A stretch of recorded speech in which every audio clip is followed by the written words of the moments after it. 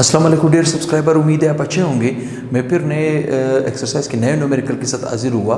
Numerical 2, आज numerical 2 आपको हल करके दूंगा। बड़े आसान, बड़ी दिलचस्प न्यूमेरिकल, थोड़ी सी पेचीदा ज़रूर है। स्टोइकोमेट्रिक कैलकुलेशन है। स्टूडेंट जिसने जितनी ज़्यादा प्रैक्टिस की होगी उतना ज़्यादा समझ आएगा। क्वेश्चन क्या है? क्वेश्चन नंबर है 17। ये कह रहा है oxygen gas can be prepared. Oxygen gas तैयार होता है by the thermal decomposition of potassium chlorate in laboratory. ये आपका मैट्रिक में प्रैक्टिकल है कि आप ऑक्सीजन गैस को तैयार कैसे करते हो लेबोरेटरी में। ठीक, पोटाशियम क्लोरेट को हाईली हीट दिया जाता है और आपके पास ऑक्सीजन गैस बन जाता है। क्या बन जाता है? ऑक्सीजन गैस बन जाता है। अब वो आपसे क्या पूछ रहा है इसके अंदर? वो आपसे क्या पूछ रहा है इसके अंदर?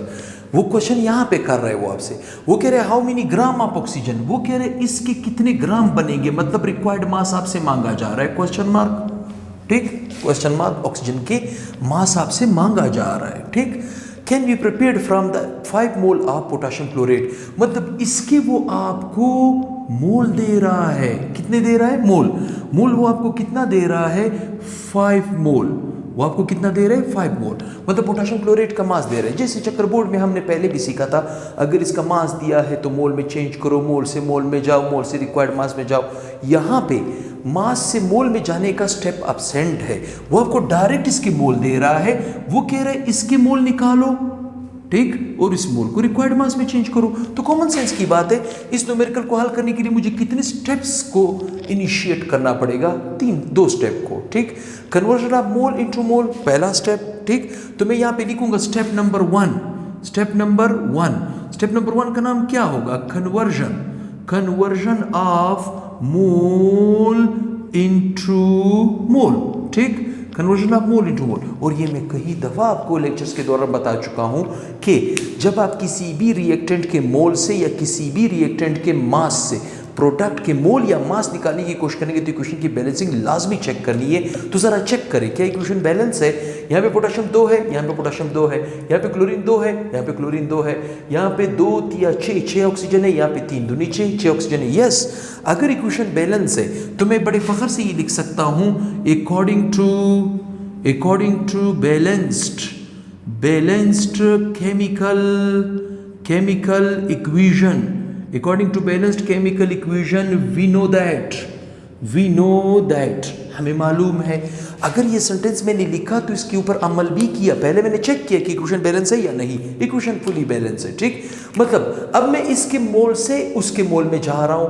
मेरा इसको निकालने का कोई भी इरादा नहीं है। इस केस में मेरा टारगेट क्या है? पोटाशियम क्लोरेट के मोल से उसके मोल निकालने और रिक्वायर्ड मास में चेंज करना है। ठीक, तो जरा देखें, पोटाशियम क्लोरेट से पहले 2 लिखा है, सोडियम ऑक्सीजन से पहले लिखा है 3। इसका मतलब इसके 2 मोल उसके 3 मोल के बराबर है।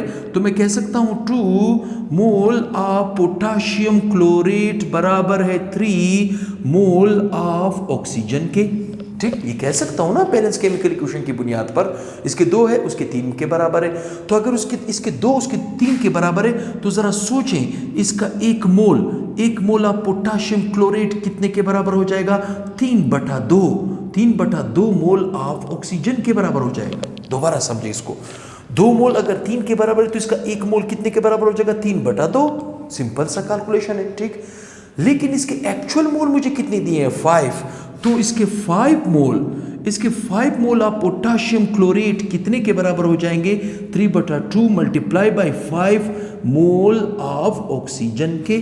ठीक, बड़ा आसान है, बड़ा दिलचस्प है। क्या करें? सबसे पहले नंबर पे 3 को डिवाइड करें 2 पे, तो ये आपके पास बनेगा 1.5। क्या बनेगा? 1.5 मल्टीप्लाई करें इसे किसके साथ? 5 के साथ। ठीक, किसके साथ मल्टीप्लाई करें? 5 के साथ। 1.5 को अगर हम मल्टीप्लाई करें 5 के साथ तो ये बन जाएगा 75। कितना बन जाए? 7.5 मोल ऑफ ऑक्सीजन बन जाएगा। कहने का क्या मतलब है? पहले इसके मोल अननोन थे, अब हमने कितने हासिल किए? 7.5 मोल हासिल किए। ठीक, अब मैंने क्या करना है? इस मोल की मदद से रिक्वायर्ड मास में जाना है। ठीक, तो मैं यहाँ पे क्या लिखूंगा? Step number 2। ठीक, क्या होगा? Conversion of mole into required mass. Conversion of mole into required mass. ठीक, ये तो बड़ा आसान फार्मूला है। ठीक, ये तो बड़ा आसान फार्मूला। देखिए असल में फार्मूला क्या था ये मैं कई दफ़ा बता चुका हूँ न्यूमेरिकल में। फार्मूला था नंबर ऑफ मोल को निकालने का required mass divided by molar mass. ठीक, हमसे रिक्वायर्ड मास मांगा जा रहा है तो मोलर मास का यहाँ पे क्या काम, उस तरफ ले जाए। जब आप मोलर मास को आप उस तरफ ले जाएंगे तो छोटा सा मैथमेटिक्स यूज होगा, यहाँ पे भी मोलर मास से मल्टीप्लाई करें, यहाँ पे भी मोलर मास से मल्टीप्लाई करें, मोलर मास को काट देगा, रिक्वायर्ड मास ऑफ ऑक्सीजन निकल आएगा, बराबर है। ठीक, किसके बराबर है, n ज़रबे मोलर मास। n कितना निकला, नंबर ऑफ मोल कितने निकले, 7.5 मोल निकले, मल्टीप्लाई बाय, क्या मुझे ऑक्सीजन का मोलर मास नहीं मालूम, यस, ऑक्सीजन के एक मोल में 32 ग्राम आते हैं, कितने आते हैं, 32 ग्राम, तो मैं 32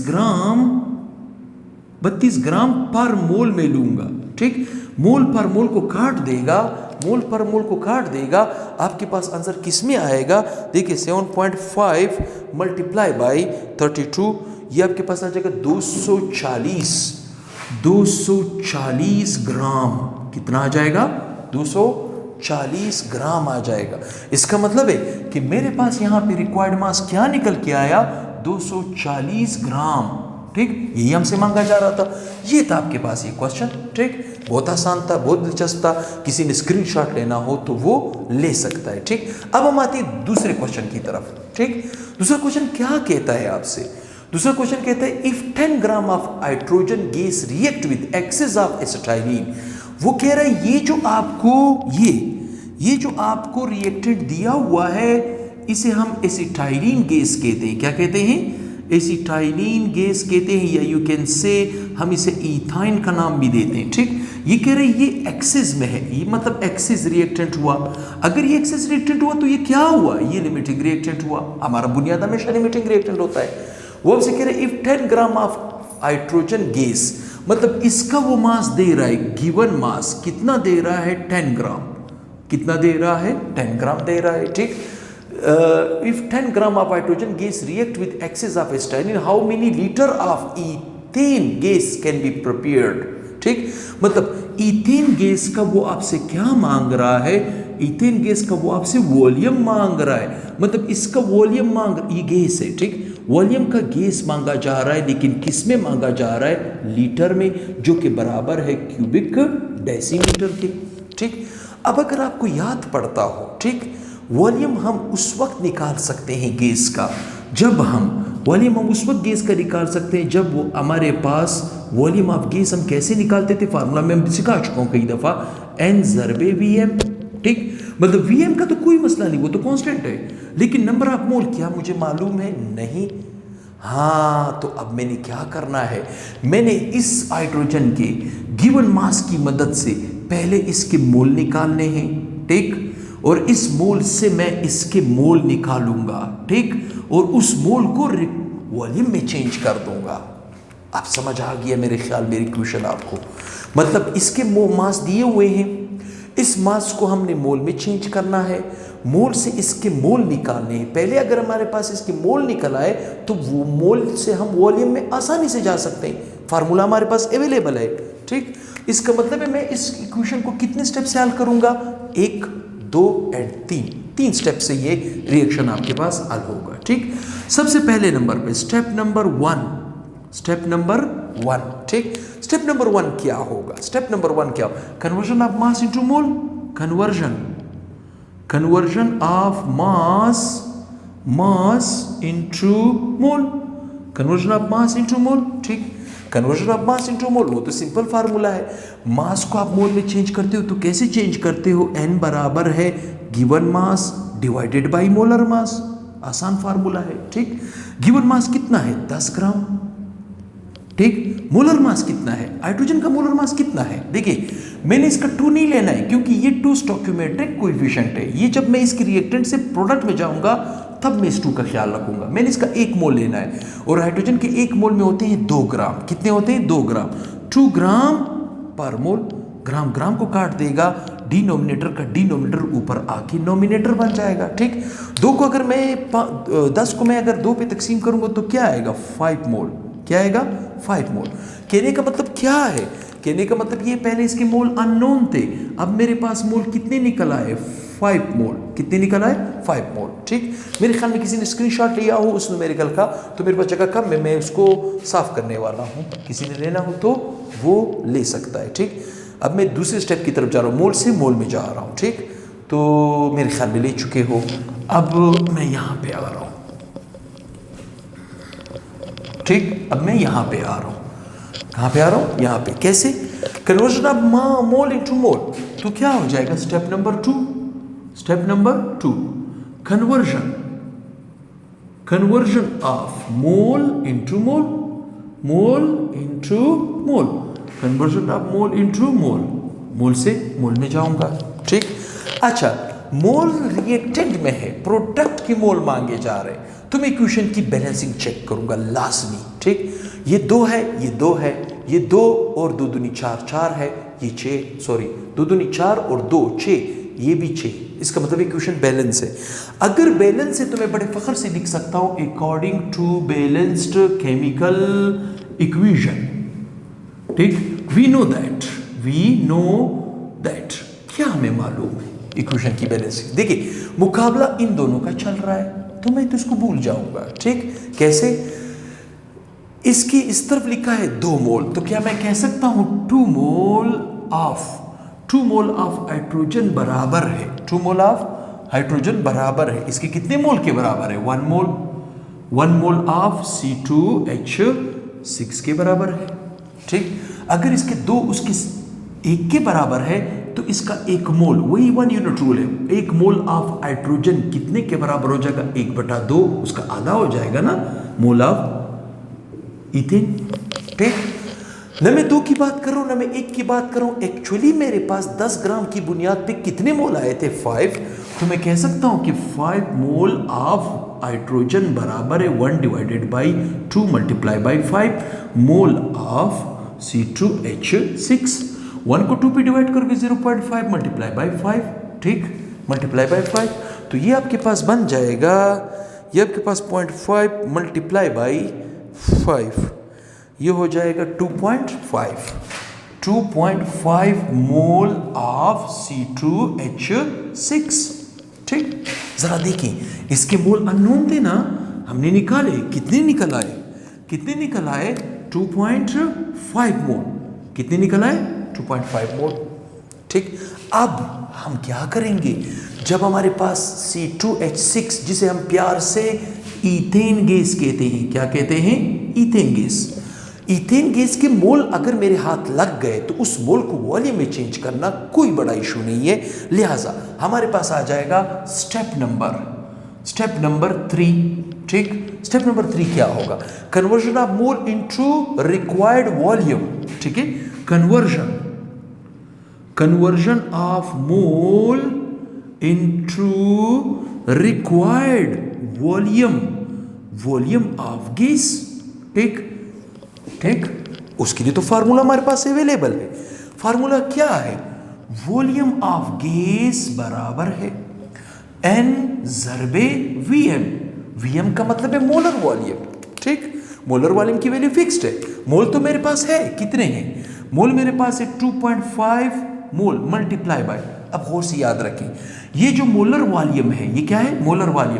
इसकी वैल्यू 22.4 क्यूबिक डेसीमीटर पर मोल एट STP है।